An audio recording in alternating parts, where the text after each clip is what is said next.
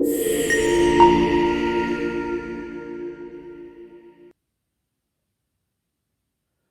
दोस्तों नमस्कार।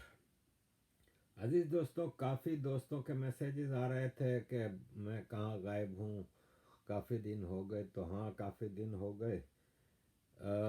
कई कई चीज़ें हो गई जिससे कि ये कि सबसे ज़रूरी चीज़ ये हो गई कि मैं इमरजेंसी, मेडिकल इमरजेंसी में आ गया।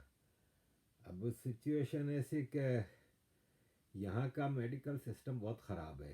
अब तबीयत इतनी ज़्यादा ख़राब हुई कि मैं हॉस्पिटल के इमरजेंसी में पहुंचा।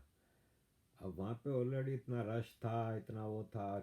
2-3 घंटे बैठ के फिर जब बारी आई तो नई चीज़ें, 10 ये करो वो करो, कुछ बॉडी में अंदर कुछ चीज़ें घुसाई हैं, वो बैग एक पाँव पे बांध दी है कि चलो भाई अब तो टेस्ट वेस्ट लिए हैं, स्पेशलिस्ट को दिखाने के लिए कहा है। और अब स्पेशलिस्ट की कब बारी आती है वो उसके फ़ोन का इंतज़ार करो। तब तक ये है कि ऐसे बॉडी में मसले हैं कि हिलजुल बहुत लिमिटेड हो गई है।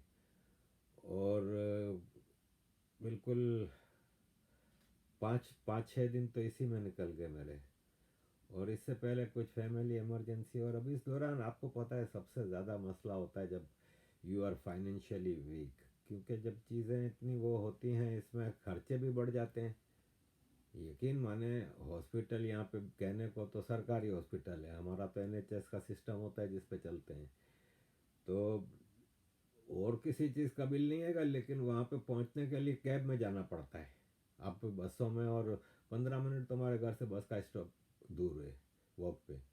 फिर वहाँ से स्टेशन, फिर आगे ट्रेन लेके पहुँचो हॉस्पिटल। इमरजेंसी में ये चीज़ें हो नहीं सकती, तो कैब बुलाई, 15-20 पाउंड लग गए।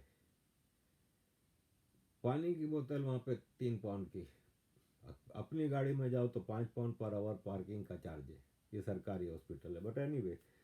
तो फिर फाइनेंशियली जब आप वीक हो तो और 7-10 मसले क्रिएट हो जाते हैं, मसले खड़े हो जाते हैं। ऑल इन ऑल, कभी कभी ऐसे भी टफ दिन आते हैं तो थोड़ा आने की पोजीशन में नहीं था मेडिकली। ख़ास तौर पे शुरू में तो 2-3 दिन मुख्तलिफ़ चीज़ों में फंसा रहा, लेकिन फिर 5-6 दिन से तबीयत ख़राब है। तो अ, इस पोजीशन में नहीं होता था, पेन इतना होता था कि आदमी का दिमाग ही काम नहीं करे।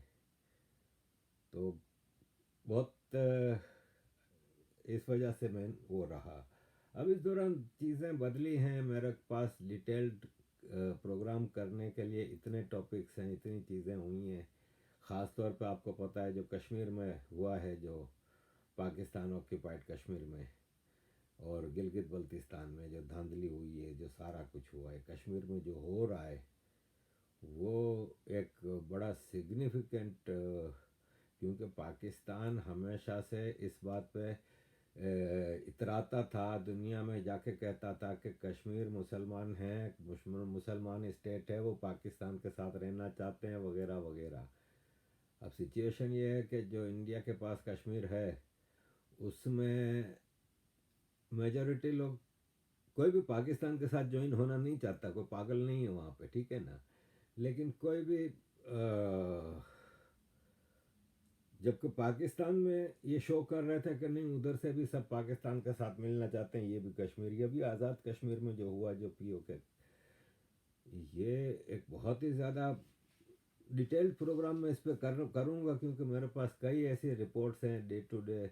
आपको पता है मैं कुछ कश्मीरियों के बहुत करीब हूँ। रावला कोट जो है वो इस पूरे एक्शन में जो पिछले एक हफ्ते से वहाँ चल रहा है, रावला कोट सेंट्रल फिगर है, सेंट्रल जगह है जहाँ से सारी चीज़ें हो रही हैं।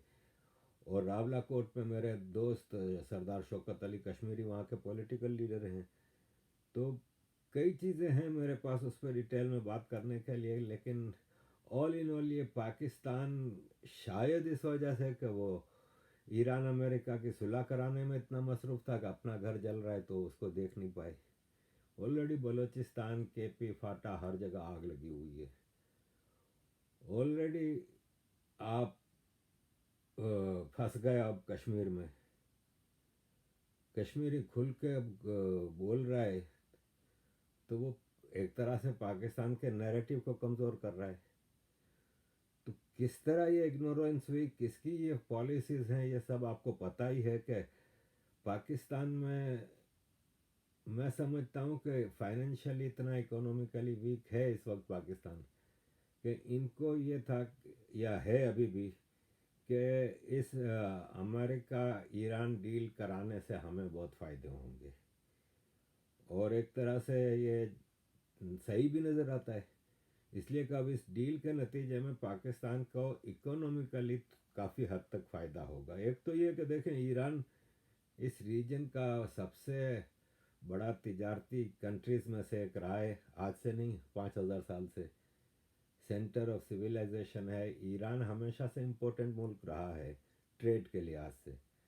اب پاکستان آلریڈی انڈیا سے ٹریڈ بند ہے, افغانستان سے بند ہے, گلگت بلتستان کے پہاڑوں سے ایک چھوٹا موٹا چائنا کے ساتھ ان کا کنیکشن بنا ہے تبت کے ذریعے. تو ایران کے ساتھ ٹریڈ بہت زبردست ہوگی. ایک تو آپ کو پتہ ہے کہ سب سے دنیا میں اگر سستا کوئی پیٹرول پاکستان کو دے سکتا ہے تو وہ ایران ہے, ساتھ لگا ہوا ملک ہے اسی ریجن میں جہاں پہ بلوچستان ہے, اور وہاں پہ سیستان پروونس ہے جو کہ بلوچستان کا حصہ مانتے ہیں. تو وہاں پہ سارا پیٹرول ہے, easy movement, direct pipe line کے ذریعے تیار پڑی ہیں. ایران نے تو اپنے حصے کی پائپ لائن بنا لی ہے, تو پاکستان کو سب سے بڑا جو ایکسپینڈیچر ہے پیٹرول کا وہ بہت کم ہو جائے گا. یہی چیز گیس کے لیے ہو جائے گی. مسئلہ یہ ہے کہ چوروں کا ٹولہ بیٹھا ہے نا, اگر ایمانداری سے چیزیں چلائیں گے نا یہ, تو آپ یقین مانیں کہ ابھی بھی بڑا پوٹینشیل ہے پاکستان کے پاس. لیکن بہرحال تو کشمیر کا کوز پاکستان کے لیے بڑا نقصان دہ رہا, جس کا فائدہ شاید وہاں پہ اکنومیکلی اتنا بڑا بریک تھرو ملے کہ ایک طرف آپ ایران کے ساتھ اتنا ٹریڈ اور ساری چیزوں میں وہ کمائیں گے, دوسرا ایران کے لیے راستہ کھلے گا کہ وہ ایک پاکستان کی مارکیٹ میں اپنا وہ فائدہ اٹھائے. دوسرا یہاں پہ یہ ہے پاکستان کو فائدہ کہ اب قطر, سعودی عرب یہ مدد کے لیے آسانی سے بھیک مانگی جا سکے گی, یعنی جا کے آسانی سے کہ اب ہم نے تھوڑا اپنا سپیریئر وہ دکھایا کہ قطر اور سعودی عرب وغیرہ احسان مانیں گے. دبئی وغیرہ کا تو اتنا تعلقات خراب ہو چکے ہیں امارات کے ساتھ پاکستان کے کہ وہ مشکل ہے کہ اب ریکور ہونا. خاص طور پہ اس پوری جو جنگ چلائی تھی ڈونلڈ ٹرمپ نے, یہ جنگ کا نقصان کس کو ہوا, فائدہ کس کو ہوا, یہ دیکھنا ہوگا. اور جنگ بند کرانے کا جو سیز فائر ایگریمنٹ ہے اس کے ایم او یو سائن ہوئے الیکٹرانکلی. پچھلے 2 ہفتے سے سنتے آ رہے ہیں کہ بس سیز فائر ہونے والا ہے, کبھی جنیوا میں ہونے والا ہے, کبھی اسلام آباد آ رہے ہیں, تو مختلف کہانیاں سنتے سنتے اب الیکٹرانکلی ہو رہا ہے. جنیوا میں کوئی ایک چھوٹی موٹی پارٹی وارٹی ہو جائے گی. لیکن بیسیکلی بات یہ ہے کہ پاکستان اس جو سچویشن میں کتنا فائدہ اٹھاتا ہے یہ آگے دیکھنا ہے. اور پھر مسئلہ فائدہ اٹھانے کا نہیں ہے, مسئلہ ان فائدوں کو صحیح جگہ پہ لگانے کا بھی تو ہے نا. اگر آپ کے اندر وہ ول ہے اور آپ اس ملک کو واقعی اگر آپ بچانا چاہتے ہیں, تو پھر آپ کے پاس یہی ایک راستہ ہے کہ اب بیسک ڈومیسٹک ایشوز کی طرف دھیان دیں. انڈیا, افغانستان, ایران, سعودی عرب, پتہ نہیں ہم اپنی ناک کہاں کہاں جا کے مار کے بیٹھے ہوئے ہیں.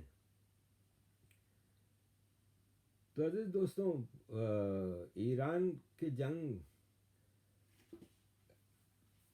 ڈونلڈ ٹرمپ نے شروع جن شرطوں پہ کی تھی کہ ختم ہوگی صرف اگر ٹوٹل سرنڈر ہوگا, اگر یہ ہوگا وہ ہوگا, رجیم چینج ہوگی, کیا گھنٹہ کوئی رجیم چینج نہیں ہوئی. وہی خامنہ ای بیٹھا ہے, وہی پریسیڈنٹ ہے, وہی رولنگ والی گارکی ہے, وہی مطلب مروا دیا نا ان لاکھوں لوگوں کو جو سڑکوں پہ نکلتے تھے ایران میں تمہارے ایک اشارے پہ. وہ ایک شاہ ایران روز نئے کپڑے سلوا کے تیار بیٹھا ہوتا تھا کہ کب مجھے واپس جا کے بادشاہ بننا پڑے. سب کو تم نے مروا دیا. ملا کیا؟ ملا کچھ بھی نہیں آپ کو. آپ تو ان کی شرائط پہ ہم نے اسٹریٹ آف ہرموز کھلا دیا. وہ بھائی صاحب آپ نے حملہ کیا تھا اس سے پہلے کھلا ہی پڑا تھا, بے دھڑک پوری ٹریڈ چل رہی تھی, کبھی کوئی مسئلہ نہیں ہوا. اسٹریٹ آف ہرموز کھلوا دیا. اب دیکھنا اسٹاک مارکیٹس کتنا انڈیکس یہ کریں گی, اور کنزیومر پرائسز نیچے آئیں گی, اور انفلیشن کم ہوگا, فلاں کا گھنٹہ کچھ نہیں ہونا. یہ سب تو پہلے سے موجود تھا, تو تم نے یہ جنگ کیوں شروع کرائی؟ اب ہیں کئی چیزیں. مقصد یہ ہے کہ اگر ہم ٹوٹل اس جنگ میں دیکھیں کہ فائدہ کس کا ہوا ہے, تو امریکہ کا ہوا ہے سب سے زیادہ. امریکہ کی وار مشینری چلتی ہے جب جنگیں چلتی ہیں.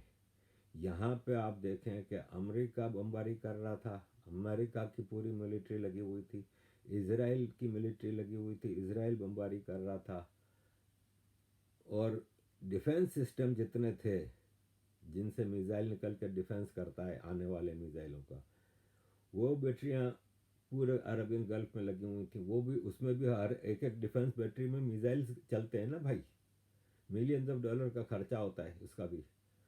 وہ سب مشینیں کہاں چلیں؟ کویت, قطر, سعودی عرب, بحرین, عمان, امارات, ہر جگہ چلیں.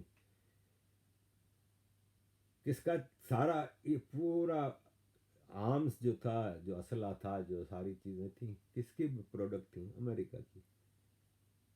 اب اس کو آپ ایک اکونومسٹ ہے, وہ اس کو زیادہ بیٹر وہ کرے گا کہ اس سے کتنی فیکٹریاں چلتی ہیں, کتنی جابس کریٹ ہوتی ہیں, کیونکہ اب یہ لامالا اسلحہ سب ختم ہو گیا نا ان کے پاس. اب یہ واپس نیا آرڈر جائے گا نا, کہاں جائے گا؟ ادھر ہی جائے گا.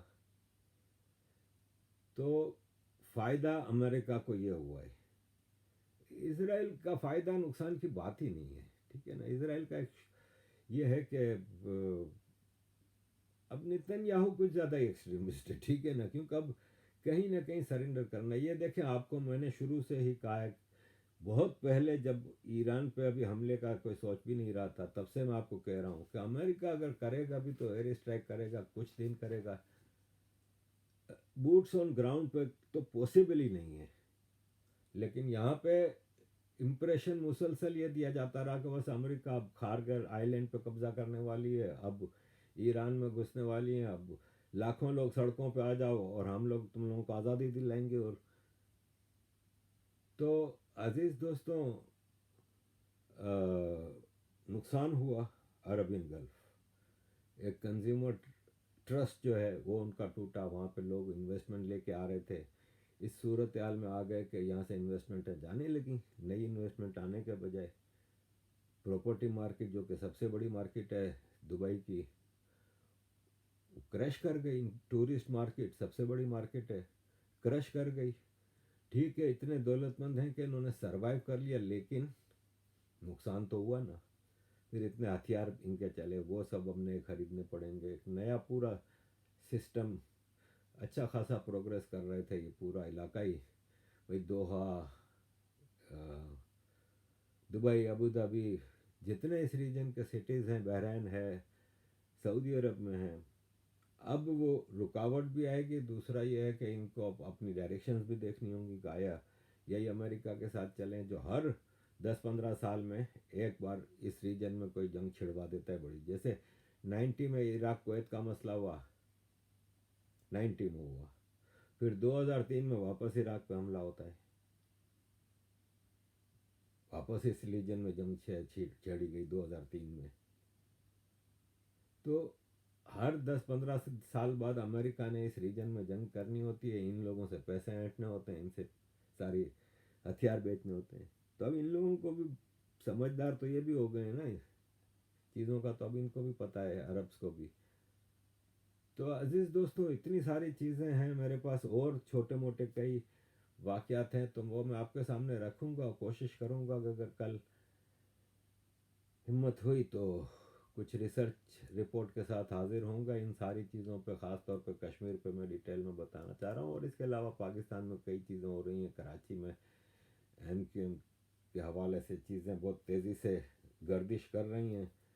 تو یہ ہے کہ آپ کے ساتھ ڈیٹیل پروگرام کی کوشش کروں گا, ریگولر رہوں. فی الوقت ذرا سچویشن ٹائٹ ہے میری، اس لیے یہ ہے کہ میڈیکلی کافی تکلیف میں ہوں، تو تھوڑا تھینک یو ویری مچ عزیز دوستوں for all your support. Kindly keep supporting.